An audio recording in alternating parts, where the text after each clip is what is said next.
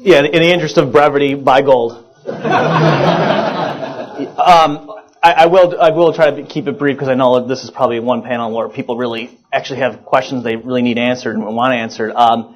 In terms of optimism, I feel guilty for the pain and stuff that people have because I personally, I had an epiphany a few months ago. I was, doing the bills and whatnot, and I was really stressed out because here I am looking at the monetary base as Dr. North talked about, and it's really, people say, these things haven't happened since the 30s. The Fed did not do what it's done with the base even back then. I mean, this is completely unprecedented in world history in terms of the United States Federal Reserve policy. And so I'm worried about that, about massive hyperinflation. But at the same time, I was worried, looking at the debt that my household, because, we bought a house. When people ask me for advice, I say, by the way, I bought a house right at the peak of the bubble. All right, so take what I say with a grain of salt.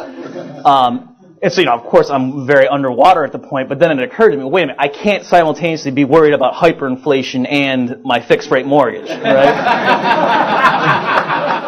All right, so like I say, let it rain, Ben, come on, bring it on. I'm ready, I'm a consultant, I don't have a fixed wage contract, I can, go up to people, you want to cut my lawn and I'll teach you about rent control? Let's do it, So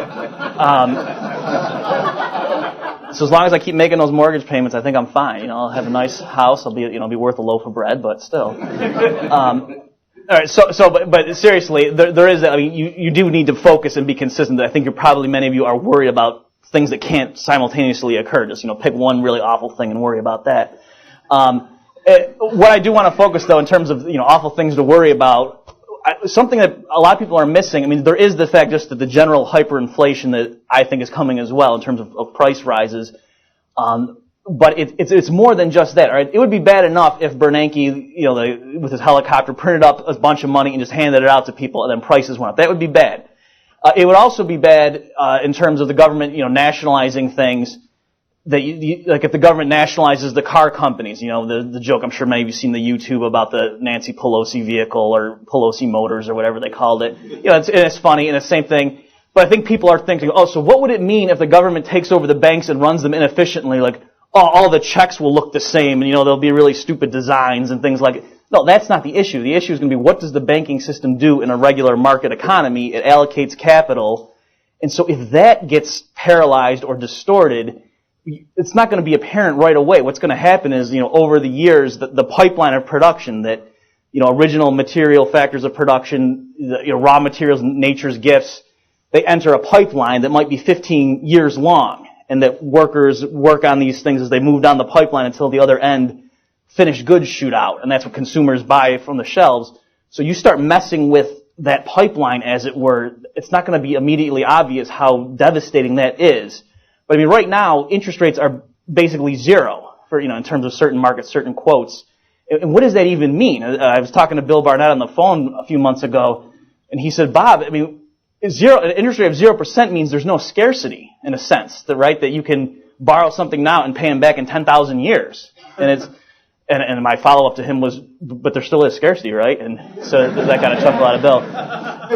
Right, so that doesn't work. The interest rates mean something. It really bothers me how people talk about, there's concern that this crisis might spread to the real economy.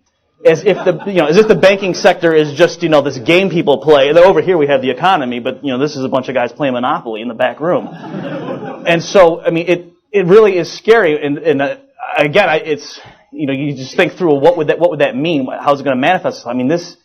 It's not like, we're going to have pain for the next 3 years. It's going to be really, that is going to happen, but, this is not going to fix itself even within several years. Even if, Ron Paul were to have won and he did everything right, it would have been bad for a long time just because of the stuff Bush and Paulson did right at the end there. That's like I said, that kind of thing, it's going to take a while to manifest. So just to give you a quick example, I might have the numbers off a little bit, but I'm pretty sure AIG in the last quarter of 2008 lost like $60 billion. Is that what it is? That's right, yeah. Okay. So if you look at the quarterly breakdown of its losses up till then, it was a few here and there, 1 here, 2 there, 3 there. And then after they got their initial rescue package, they all of a sudden lost 60 plus. And I don't think, I think part of that was, I don't know this, but I think a lot of them just thought, okay, well, let's go for broke. Now that we know this isn't our money anymore, let's try to fix it so we can pay the government off and they bet the wrong way in the last quarter and they lost 60, unless they go back for more. So I think all the banks that have been taken over, they're all probably doing things like that they're trying to fix it now that they realize, okay, this isn't our money anymore, but if we happen to win the bet and pay them off, then actually we can get our companies back, right? And so it's not good when the institution in our society is responsible for allocating capital to various industries when all of a sudden that industry is now, it means nothing, that the price reigning in that industry is now zero. What does that even mean? It doesn't mean anything. So I think Mark Thornton reviewed Tom Wood's book and called it Unhinged.